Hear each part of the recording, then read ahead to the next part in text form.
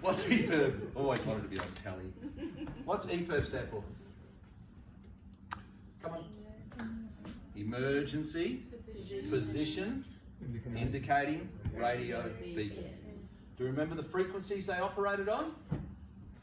406 megahertz and 121.5 megahertz, which Wayne explained to you guys is the emergency channel used by aircraft. Aircraft's antennas are really high in the sky. The range is really long. Okay, we learnt that when we activate our EPIRB, it sends a brief burst of data. Every half second it shoots out a brief burst of data that contains our hex number, which is like a fingerprint related just to that EPIRB. When we buy it, we register it with AMSA, otherwise it's not much good to us. And it's got its own special little number there that is just this EPIRB and the boat that it lives on. Your emergency numbers, your alternate emergency phone numbers, what your boat looks like, where it operates, how much fuel it carries, all these things that will help with the rescue. If it is a GPS antenna, EPIRB, and like we said yesterday, you're bloody mad if it isn't, throw the other one away, don't throw it. Dispose of it correctly by handing it into the local police station. Go and buy yourself a GPS antenna because it will send its signal up to the satellites in the sky, and there's heaps of them flying around up there. The satellite will pick up the information and it will send it down to, in Australia, RCC, Rescue Coordination Centre. These guys will then call Wayne, he'll come and rescue you, or his team. Okay? If it's got a GPS built into it, it's going to pinpoint you to 15 metres. And the worst case scenario, anywhere on the Earth's surface, it's going to take 2 hours to do that. Most of the time it'll be immediate. Ping, ping, bam, know who you are, where you are within 15 metres, and that you're in trouble. What does the EPIRB say? Does it say, I've run out of fuel, can you come and give me a tow? We're dying. It only says distress. That's all it says. All right? It's all it says. It's not to be used because you've run out of fuel. Run out of fuel, float around. You that dumb? Float around. Right? Put some more in next time. It doesn't say that. It just says, I'm in distress. It'll continue to send out its information for 48 hours on its battery life, but it's almost immediate. They know you're in trouble, but they can use it to track you. It's also got a big bright strobe light on the top that'll be flashing. Lily. If you were floating with no fuel and your radio wasn't reaching to anyone, Serves you right. Should add a sailboat. No. Radio. Which way are you drifting? Out to sea? Yeah, directly out. Out to sea, you haven't got much water on board. Is that a distress situation? Could become one, couldn't it? Yeah. So you'd have to make that call. But if you're out there and there's boats all around you and you haven't taken a radio and you've run out of fuel, you should just anchor and suffer. In my opinion. And you've carried flares. Thank you, Wayne. You have flares on board. Yeah. And if you're more than 2 miles off in West Australian waters, you're supposed to have an EPIRB on board. And if you're more than 5 miles off, you're supposed to have a radio on board. But yes, you may have flattened your battery by trying to start your motor over and over again, and your radio now doesn't work. But thankfully, you'll have flares and other ways of signalling device. All right, where are we at? If you accidentally set your EPIRB off, right, not hard to do, kids love buttons. You give that to a 3-year-old, he'll set it off, I guarantee it. Because they're fun. Ooh, what is that? Beep. If you accidentally set it off, what do? Call them and ask them to turn off. You call them, the number's on the side of the EPIRB most of the time.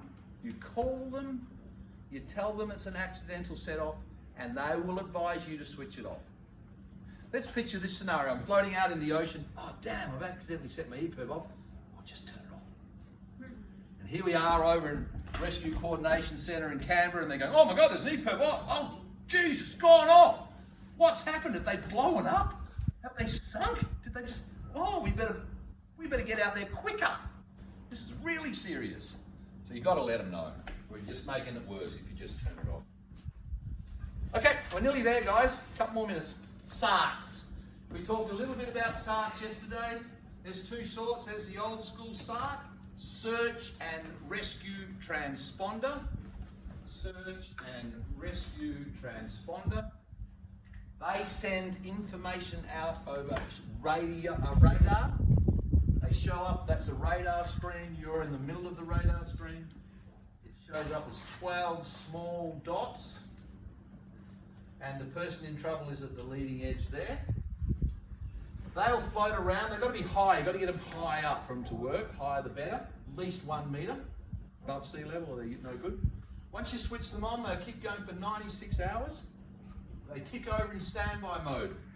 And if a radar passes their range, they then start sending out their information, which will then show up on your radar screen.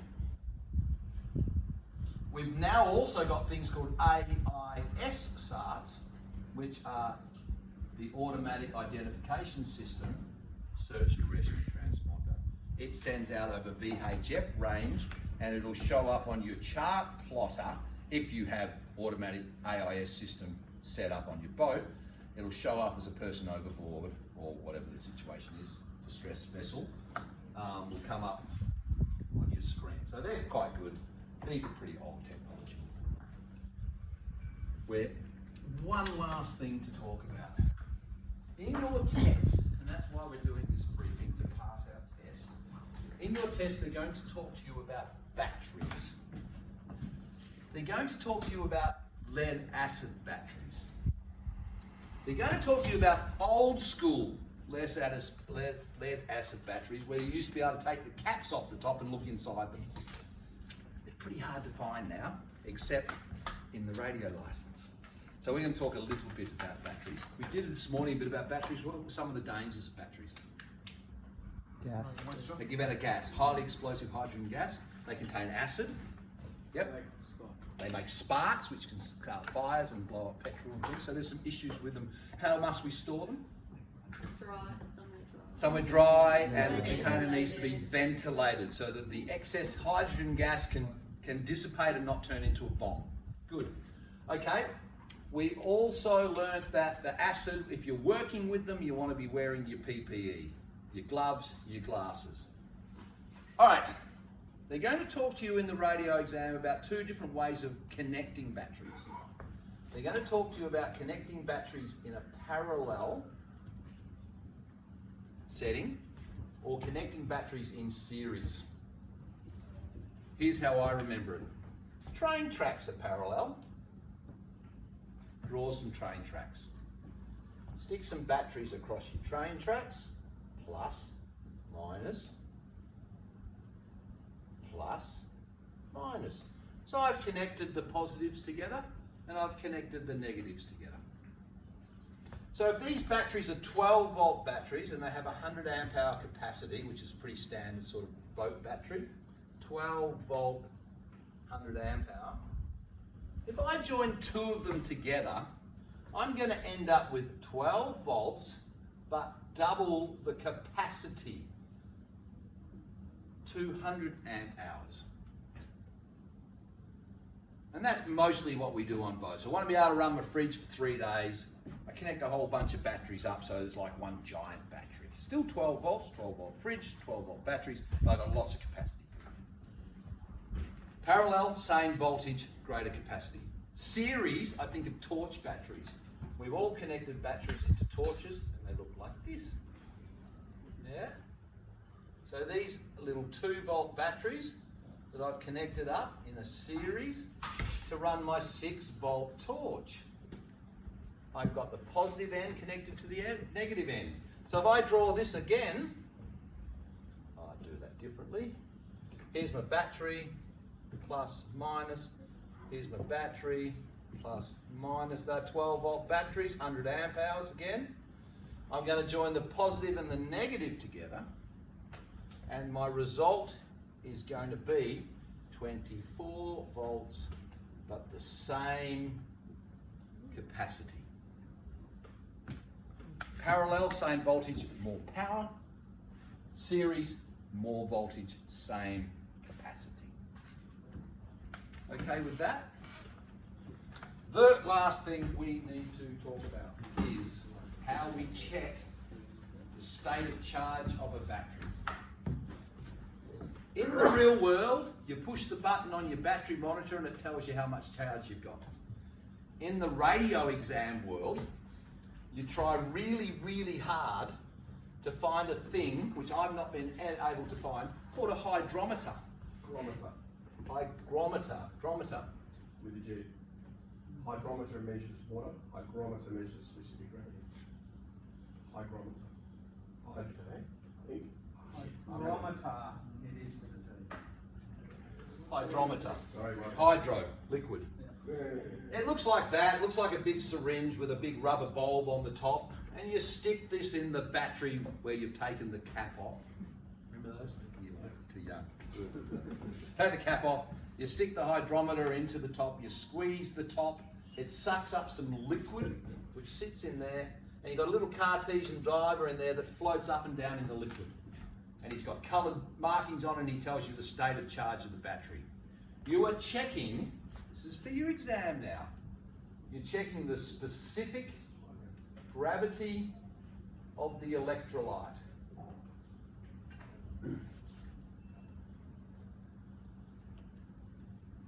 The only way I've seen this is when you make homebrew.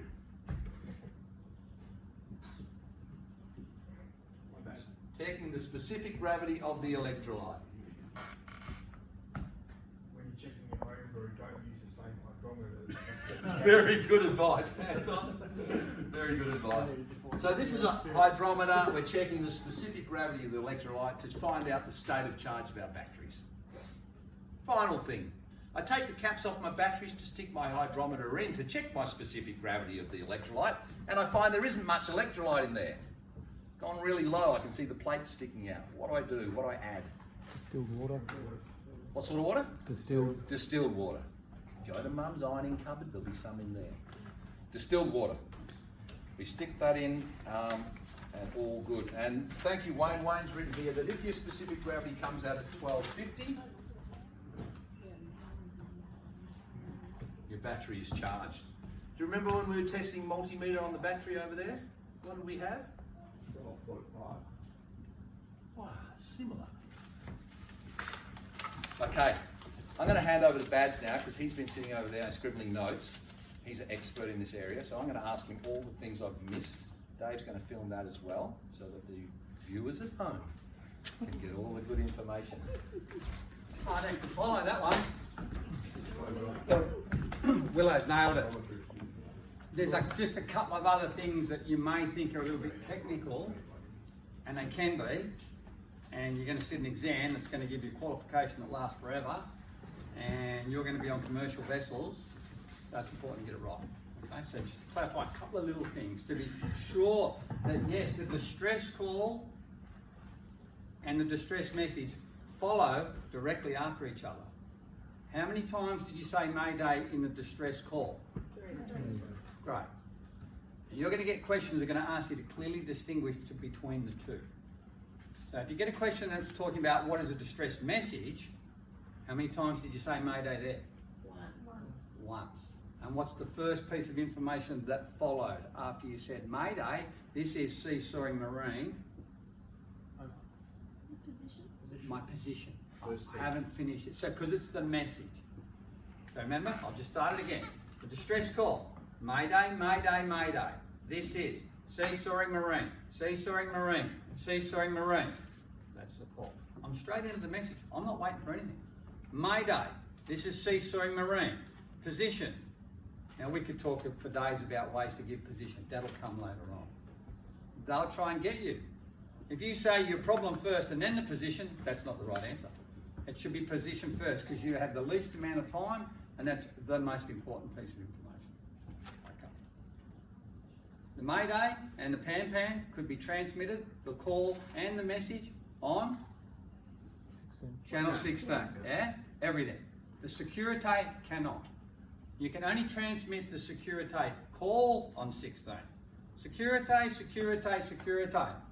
This is Sea Soaring Marine, Sea Soaring Marine, Sea Soaring Marine. All vessels in Cabana Bay, Bunbury go to channel 72 for navigation warning. Over. I don't wait for anyone to reply. I've exactly done that call. A bit of floating old timber off the old jetty one day.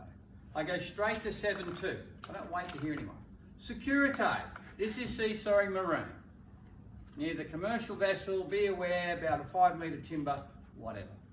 So make sure you remember that the securite and any question that says a safety message is a securite. You can get sucked in sometimes. It says safety message and you think, oh, that sounds bad. And you say channel 16.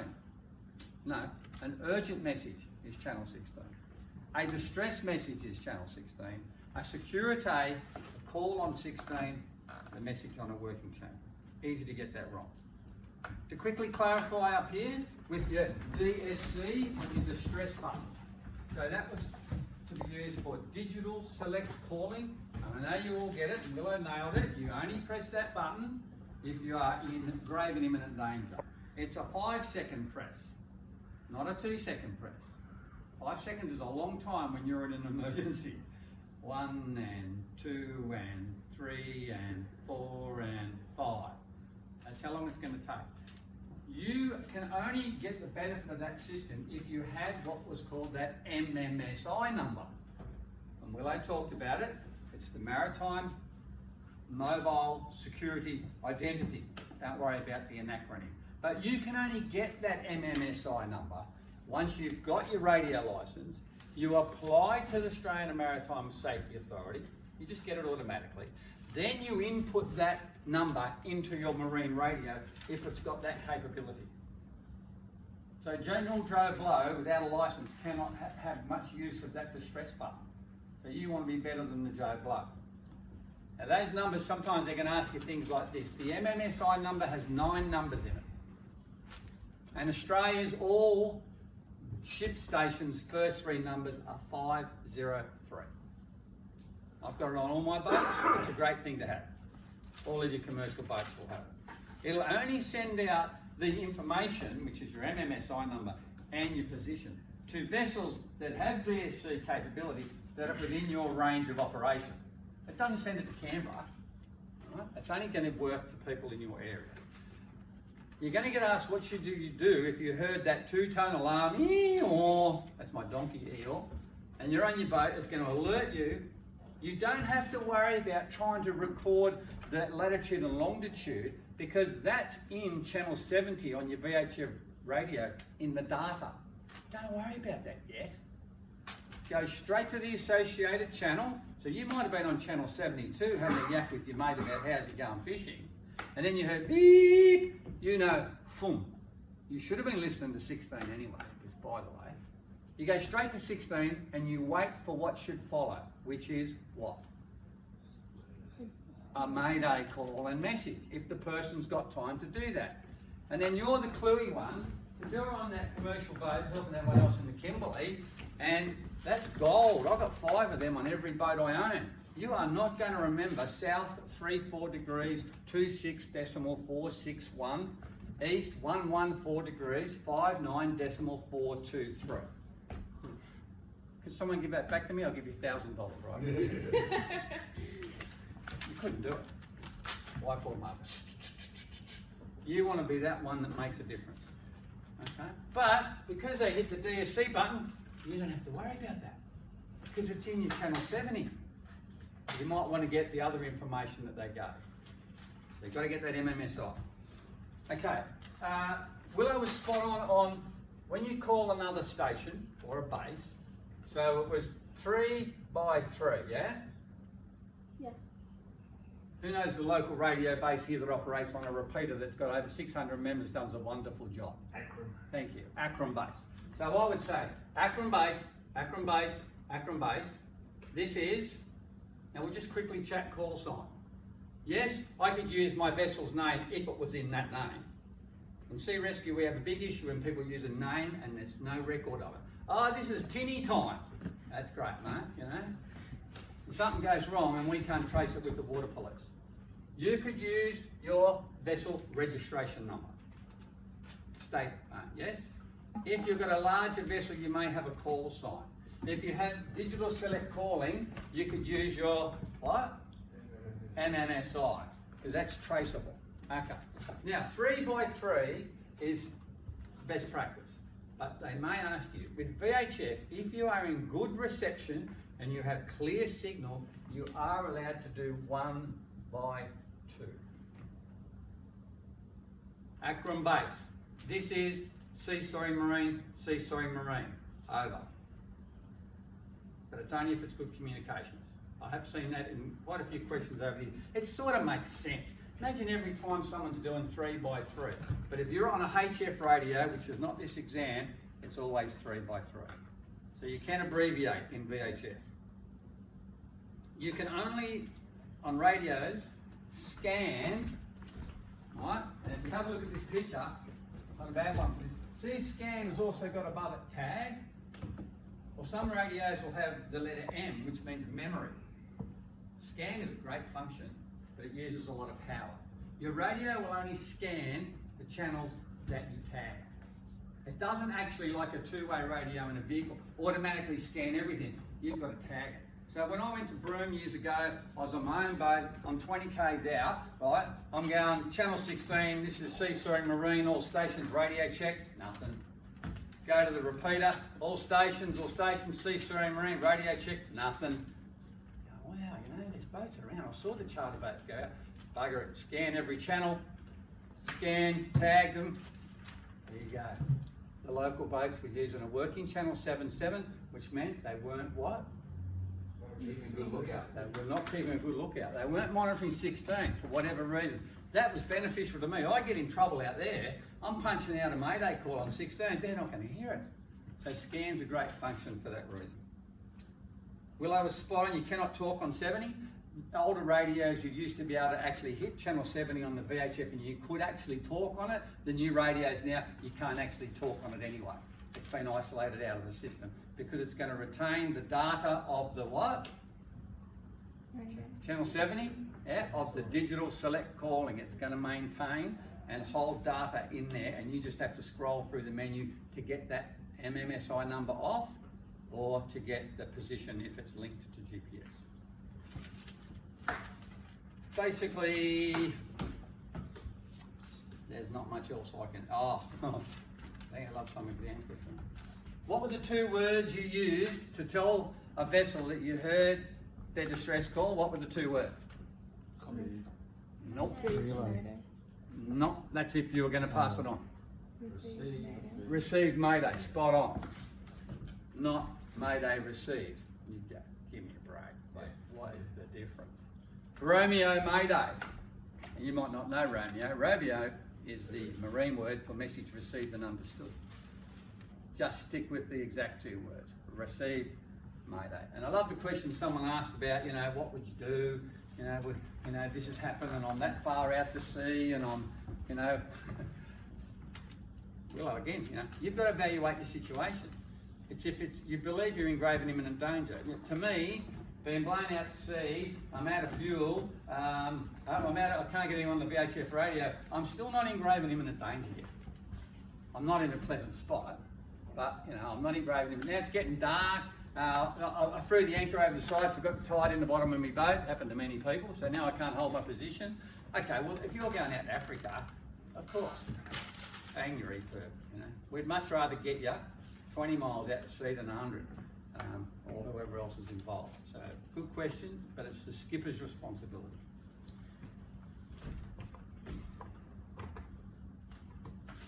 That's it. I reckon Awesome, you mate. nailed it, mate. That's good. Everything else